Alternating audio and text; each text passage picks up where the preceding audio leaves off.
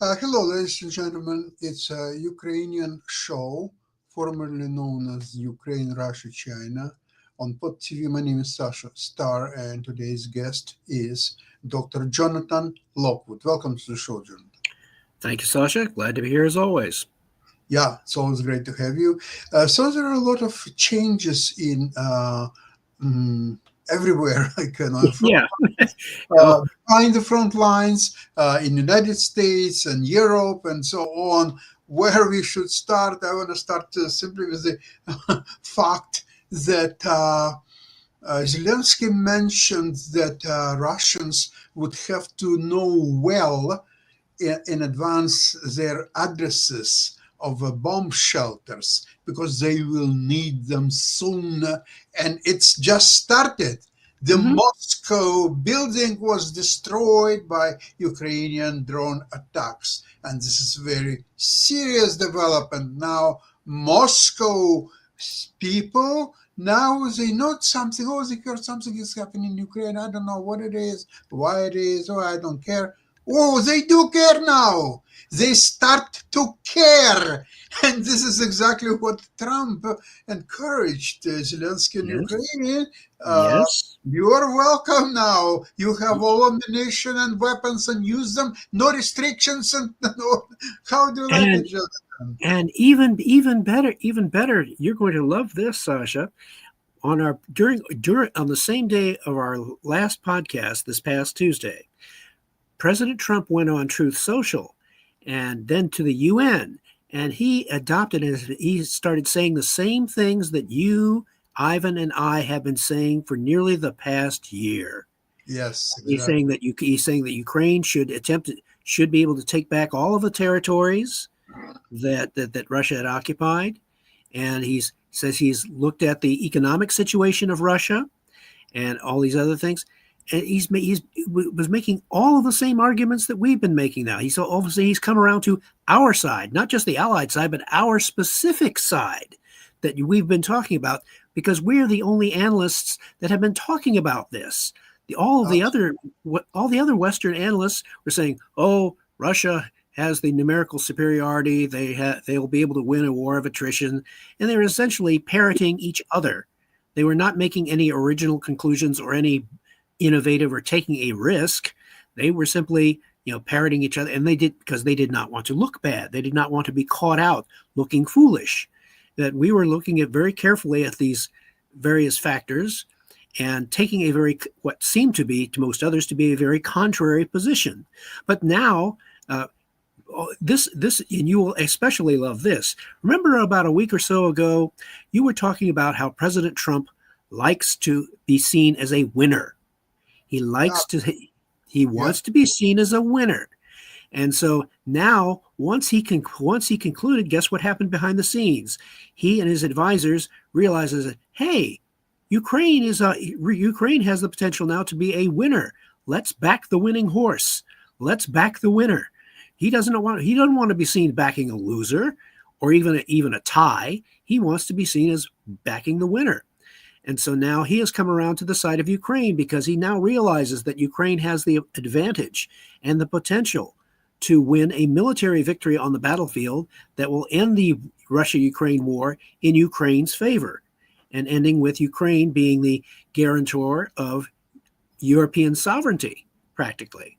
So this is a stupendous turnaround on President Trump's part. It does show if nothing else, it does show his flexibility of mind. Once he is not afraid to change his mind once he sees that reality has changed, and so finally he realizes it. And now, Well, yeah, I would like to mention that if you remember this a scandal in February in Oval Office with Zelensky, and they kept meeting each other on different countries and different presentations and conferences and whatever there might be. And Trump, I think, he started to realize at some point that Zelensky is one who delivers. When Trump asked him to have a ceasefire, so on, Zelensky, at first he was against it, but then he agreed to that. And then he agreed to everything what they were discussed, the rare metals deals and many others. Zelensky was delivering, unlike Putin, who Who broke completely every deal. humiliated Trump. This idiot humiliated Trump all over the world when they are discussing, and Trump was offering him all kinds of incentives to agree to a ceasefire or so on, and the idiot wouldn't do it. He made two huge mistakes. One, he showed to President Trump that you cannot make deals with me. That's one big mistake. And number two, because Putin he made Trump look foolish, or look like a sucker, or a loser, and he didn't want to. He doesn't like that either. So he ticked President Trump off on 2 counts, and those were enough to swing him in favor publicly of Ukraine, and to go ahead and start reinforcing and giving Ukraine all the means they need, and giving him tacit, if not outright, permission to strike Russia deep. And you can see the results of this. That there is another. By the way, there is another military analysis article that remember how I've been talking about the Kerch Bridge in Crimea and the central importance of Crimea to this conflict. Well, now other Western analyses are coming to that same conclusion, and they're talking about the Kerch Bridge and how difficult it is to destroy. But they've noticed that the Ukrainians have attacked it several times, and they're also attacking the rest of Crimea's air defenses, and they're just basically just bombing them all over the place with drones. And so now about the Crimean Bridge, I have second thoughts about that. Remember when Trump encouraged Ukraine to get rid of Russians from all their territories and some to get some of the Russian territories. One of those territories could be Kuban Oblast. And that bridge, if that will happen, will be quite useful for Ukrainian structure. So now maybe you should leave it for now. Yeah, at least just to hold the Ukrainians have taken Kuban, so they can make sure that the bridge stays up and so forth. There are a lot of ethnic Ukrainians in Kuban. They even speak different dialect of Russian. That they're using a lot of Ukrainian words and so on. It's because Kuban's Kazakhs are descendants from Zaporizhia Kazakhs, from Ukrainian, and some of them migrated to Kuban, but they are still ethnic Ukrainians for most part. So maybe that bridge, to save it, maybe not to allow Russians to bomb. That makes a great deal of sense, Sasha, because if that bridge can be used in one direction, it can certainly be used in the opposite direction. And so that would make a great deal of sense. It would require a significant degradation, not only of Russian offensive capability to the point where Russians are no longer able to execute effective offensive operations, but if they can destroy enough of Russia's oil refining capacity, similar to what the Allies did in World War II against Nazi Germany, where they were able to take out enough of Germany's oil industry and to the point where the German army and air forces were essentially grounded by the time the Allies invaded. They really couldn't fly. They couldn't execute any they had to hoard whatever reserves they could or fuel in order to finally execute whatever limited counteroffensives they were going to execute. So right now, the Ukrainians are proceeding along the same direction, reducing the Russian ability to keep its mobile forces supplied and fueled. And if they can do that and continue and reduce it to just about nothing, then the Russians will be extremely vulnerable to any Ukrainian counteroffensive, because the Ukrainians are not suffering any kind of real logistics difficulties in keeping their forces mobile. So it's only one solution open to Russians: it's use of donkeys, and create a new donkeys brigades, where they would use exclusively donkeys. That's the only. And the problem with that, of course, is it's terrible for an offensive and they would have to fall back on the defensive. They would have to retreat. They would have to get closer to their sources of supplies. And in order to do that, they have to withdraw. They can't go forward because that just leaves them vulnerable to Ukrainian counterattacks. So this is really, it's a fascinating situation. As I said, even more fascinating that the president himself has swung around to our position, which I just find absolutely amusing. When now you're going to see all these other Western military experts scrambling to say, "Oh, we knew this all along." No, you didn't. No, you didn't. Well, interesting enough situation in Europe. All countries in European Union, they're all preparing now for a real war against Russia. All of them. Yeah. Poland now has 600,000 man army, and they now announce their minister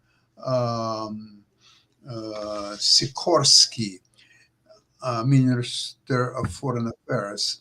Actually, he's married to Anne Applebaum, very influential writer in the Atlantic. So he said that from now on, any Russian plane or drone or whatever it might be entering the space in Poland or over Poland will be shot without any warnings. And then he ended it saying, and please don't cry babies to Washington, to United Nations, saying how it is unfair that they shoot our plane or so on. Don't even try it. Yes, he could just as well have gone on and said, "You sowed the wind, now you are reaping the whirlwind." Yes, it is. Absolutely. Now, of course, Germany is now taking this threat quite seriously. And remember that their biggest company, Rheinmetall, is very helpful to Ukrainian, supplying Ukraine with all kind of systems, including new systems, new weapons that they designed specifically for Ukraine. And it includes a system to destroy Russian drones.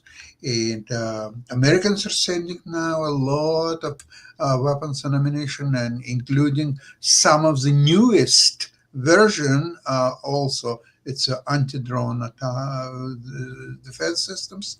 They're coming to Ukraine in the next 6 weeks. So Ukraine is now getting awash with weapons, ammunition, finances are coming too. And interestingly enough, I looked at this, the most popular Russian talk show with Vladimir Solovyov, and he has some so-called experts. And it's like before they were bragging that they will destroy and take over Ukraine in 3 weeks and 3 months and 6 months and so on and on and on, that Russian army is so much bigger and stronger and it's just a matter of few days. Yesterday, it's a different picture altogether. Now they're saying that they're not fighting Ukraine. They're fighting NATO and United States, and they are using Ukraine as a sort of a territory where to fight the war, but it's all NATO and United States and supplying all weapons and training and finances and everything else. So Russia alone is fighting all strongest armies in the world. And listen to that. Besides that, Ukraine itself is a very strong army. It is not something that you can take it in 3 days and 3 weeks or so. No, it's the strongest army. And you have really think how to fight that army and how to withstand. It's completely different tone. Yes, now. they are now essentially saying that Ukraine is NATO's proxy. They're saying that Ukraine is NATO. Even more than that. It's proxy, and at the same time, itself a very, very strong and powerful army. They now admit it for the first time, never before. And so they are learning their lesson the hard way. So they have now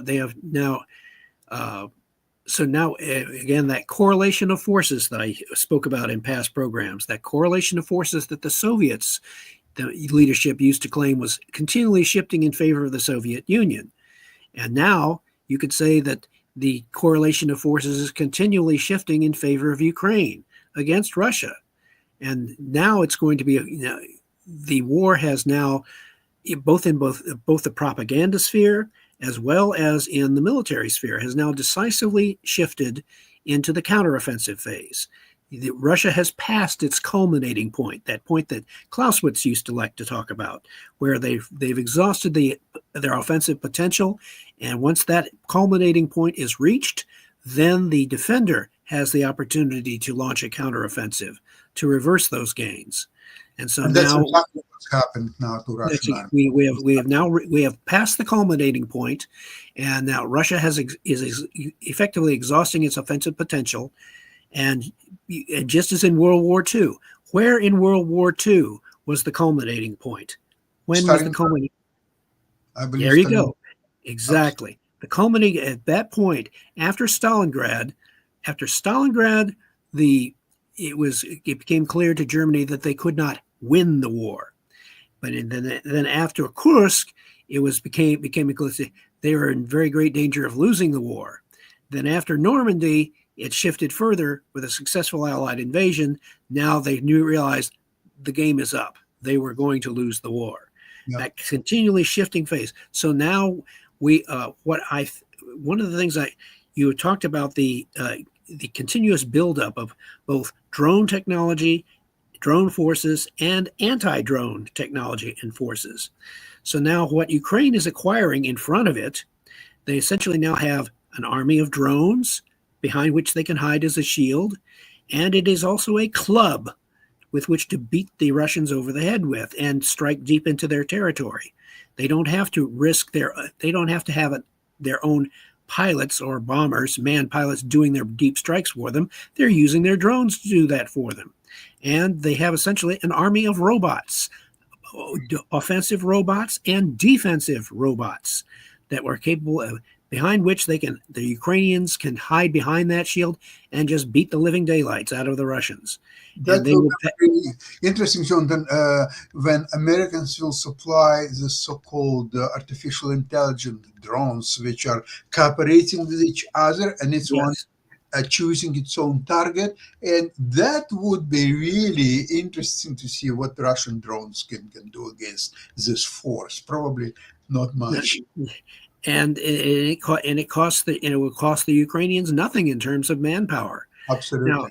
Now I must point out also that this beginnings of this artificial intelligence capability, it actually started back as early as the 1980s and early 90s with Patriot, because when I was a Brigade S2, working with as the Brigade S2 of a Hawk and Patriot brigade, the first such brigade in Europe. Back then, I was talking to a contractor who was very familiar with the Patriot system.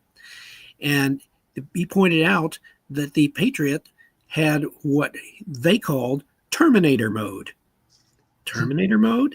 In other words, they have a little switch, and they probably still have it, to where if the Patriot system, they were anticipating if the Patriot system ever came under, say, chemical weapon attack, and there was poison gas and so forth, that the operator could, before he lost consciousness, in case he got caught by surprise, he could hit this one switch, and the Patriot system would go into autonomous operation. The computer and the radars would begin looking for targets. It would begin looking for and using a specific methodology and algorithm. It would go through a set of procedures using identification, friend or foe signals, other types of things in its algorithm, which would enable it to determine are you a friendly? Are you an enemy? It would look at all sorts of factors and be able to figure out if the target that it sees on its radar is a friendly, confirmed friendly, unknown. It begins to watch you. If it's unknown, if you continue on a certain course, it would then change its identification to assumed hostile or confirmed hostile, and then it starts to target you. So, and it could do that. That's what they refer to as Terminator mode. But that was a very primitive form of autonomous operation, which the Patriot system still has, no doubt. Even the most advanced iterations of Patriot have this capability. But so now it would become largely irrelevant, but still very useful in case the Ukrainians want to economize on their manpower and leave the Patriot air defense system to autonomous means. But it's just a total array of capabilities which the Russians do not understand and they cannot deal with. As a matter of fact, I heard after the Cold War, the Americans, we had this fantasy about, or this, shall I say, this nightmare of our version of the Soviet nightmare was wave upon wave of armored vehicles invading NATO, just endless waves of vehicles invading NATO. And this Russian general that the American was talking to says, well, we have our version of the American nightmare. He says, oh, really? And he said, well, the Soviet version of the American nightmare is the Soviet army is advancing, and there are these two American NCOs in a foxhole. One pulls out a box, presses a button, and the entire Russian army disappears. That is the Russian version of the American nightmare. An army of wizards with mysterious powers of technology that the Russian army cannot understand and cannot deal with. And that is what they are experiencing now. They are beginning to experience the American nightmare, technology that they cannot cope with, cannot deal with, and don't know how to fight. You know, interestingly, that Russian defense against possible NATO attack on Russian soil is horrible roads and highway. Yeah. They are absolutely horrible. And I heard when I was in Russia many years ago, people were telling me after a couple of glasses of vodka, they're saying that these roads and highways kept on purpose horrible. So in case of the attack, so the NATO forces which used to very good roads and highways, they will never make it through Russian roads and highways. And they were very proud of it. The problem with that idea is the Army Corps of Engineers, the American logistical capability. They are excellent at building roads. They are excellent at logistics and laying down. So as they invade, if NATO in fact invaded Russia, Russia would in fact be invaded. And they actually might be partially rewarded because NATO would build this wonderful road structure right behind it to keep it supplied. That's what they're waiting for. So please invade us. We need new roads. We need roads, in fact. Actually, you know, I'm pretty sure you do, that two biggest problems in Russia for the last several centuries is, in Russian, дураки и дороги. Means fools and roads. There are two biggest problems in Russia. So we have abandons both. They have a horrible logistics system, and which hinders their ability to execute offensive operations. And the smartest thing that Ukraine should do is that they should do what the United States should have done in the Korean War. But they didn't. They went too far and they overextended themselves. And what they should do now in a Ukrainian counteroffensive that drives Russia out of those oblasts in eastern Ukraine, and hopefully, also, as you mentioned, take Kuban. That would be a nice bonus. And then stop. Don't go any farther. Learn the lessons of history. Don't overextend yourself. Because the Ukrainians the Ukrainians will be in a very euphoric mood if they successfully when they engage in the successful counteroffensive, but they need to learn the lesson of history. Don't overextend yourself. Take back what you need to take back, and then consolidate. Get your defenses stronger, recover economically, repair, rebuild, and essentially force the Russians to sue for peace. And it's in your words, it could say, go ahead and declare victory and stay home. Go home. Don't bother us. I'm wondering what Putin and his friends thinking what to do now, because a few months ago Trump was offering peace, appeasement, all kind of projects, business ventures, and all kind of stuff. Where is it all now? It's all disappeared. There is no more proposals. Nobody Right. asks for peace anymore. Right. And so because now he has managed to firmly convince Trump, President Trump, that he cannot, there is no deal making with him. He is not someone with whom you can make a deal. And once President Trump got that opinion, you notice the game was up for Putin. Putin could no longer manipulate President Trump. He couldn't essentially do anything. But now there is a danger here. The danger that I talked about previously, that state of desperation. The Russians may, in fact, at some point, as we continue to increase economic pressure on the Russian economy, execute our deep attacks, and advance, especially if they start to advance and push Russia out of Ukraine. There is that state of desperation. Remember where the Japanese were put in that state of desperation during 1941. And when the U.S. cut off the oil and steel exports to Japan, Japan had only two choices: surrender and give up their dreams of an East Asian co-prosperity sphere, or take their chances and attack Pearl Harbor. In this case, they wouldn't be them attacking the Russians might in fact try to use their nuclear weapons in a desperate attempt to reverse the situation. That is something we should be wary of, but at the same time, NATO should make it very clear to the Russians that do not even think about trying to don't violate our airspace, and don't even think about trying to use nuclear weapons, because the Europeans, I will point out also, are very much aware of the Warsaw Pact's war plans. In 1991, there was an article by the German journalist Lothar Ruhl, in which he talked about how the West Germans had gone into the East German camps, the East German headquarters and so forth, and had found the Warsaw Pact's war plans. And those war plans called for the use of up to 300 nuclear weapons on NATO from the very start of the war. There would be no conventional phase like a lot of Western military analysts thought. It would be a nuclear attack using essentially mass nuclear weapons fire along, and the attack would be along the North German plain, literally blast a hole in NATO's lines and then drive straight for the English Channel. Now, would that have worked? Well, with 300 nuclear weapons, yeah, it would blast a mighty big hole in NATO's lines, and it would also initiate World War III, because that would be it. You and I would probably not be sitting here having this pleasant conversation. Yeah, that's true. Actually, I'm watching now on Netflix a movie with the name Bunker for the Millionaires or Billionaires, even. Mm-hmm.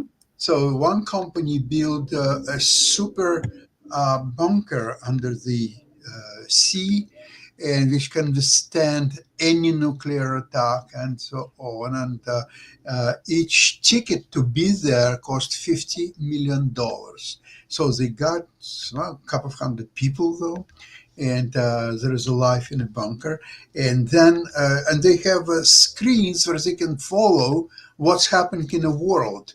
And there are all kind of unfriendly talks between different governments, and we are going to attack you, and then the reply. And then they showed the first atomic bombs being actually deployed, and it's very, very interesting. I'm not going to tell you all about it because why spoil the suspense? Yeah, it's quite interesting. Well, I don't think that it will go to it, especially don't forget that China is strongly against using the nuclear devices by Russia. And I think that it's another angle in Trump's strategy is to, instead of trying to do something with Russia, do deals with its ruler. And it's not Putin, it's Xi. It's China. So go and talk to China, and there are some kind of deals being ticked off just One of Well, them. the American buyers can now buy and own TikTok. So that's Well, interesting. That's fascinating. Trump already signed Yeah. all the directives. So it will be very interesting if China will get closer to US and vice versa. What Putin is going to do about that? He's caught. He is clearly the weakest link in the Russia China. He is clearly the weakest link in the Russia, China, North Korea, Iran alliance. And you know And the show, The Weakest Link, what's happened to the yes. weakest link? You're fired. Bye bye. That's not going to happen to Putin. Now, Iran is now, he's getting very close to be attacked by Israel and perhaps US again. It's getting there. I mean, I don't know why they need it, but it's getting there definitely. They may be doing it just as insurance to make sure that any remnant of Iran's nuclear capability, such as it is thoroughly destroyed and pushes any potential timeline for Iranian development of nuclear weapons or nuclear capability is pushed decades into the future, not just to say a year or two, but make sure that it's pushed as far into the future as possible, thus reinforcing to Iran that don't even think about trying to develop a nuclear capability. Israel will not tolerate it, and we will not prevent Israel from taking action against you. Absolutely.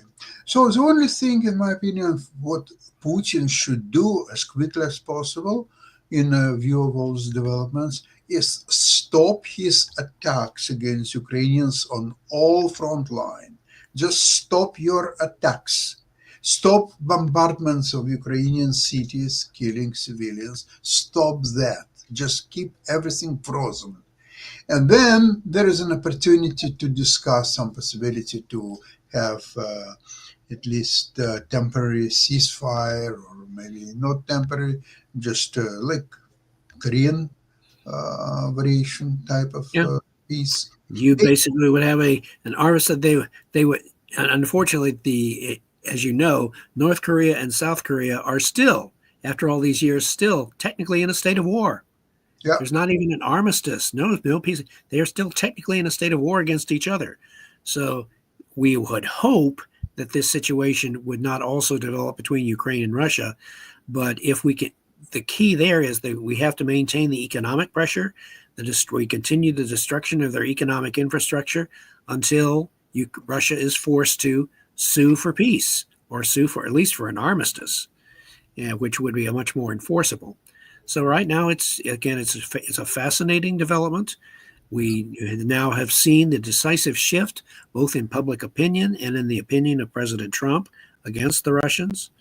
And it is now we be interesting to see what further developments will take place before the end of this calendar year, before we get into the winter portion, where few offensive operations could be reasonably attempted. But I predict that the Ukrainian military will continue to make significant gains and taking back territory. Absolutely. Now they cannot stop. Now they have pound Russians every day, refineries or some other targets like airports, planes, the drone attacks against Russian Black Sea Fleet, and just continue on and on and on every day. And if they will find some suitable targets in Moscow, why not? Just to remind the Russian people that they can be held at risk. It doesn't matter where. Absolutely. Jonathan, with that, I would like to thank you very much for today's program, and have a great weekend, and all our listeners. You do the same. Glory to Ukraine. God bless America. America and Canada and province of Ontario and Toronto. Make sure you get them all covered. Now, you don't want any provinces left out. You don't want to hurt anybody's feelings up there. It's a big country. Not at all. Okay, with that, thank you so much, and see you on Tuesday, same place, same time. Excellent. Bye-bye.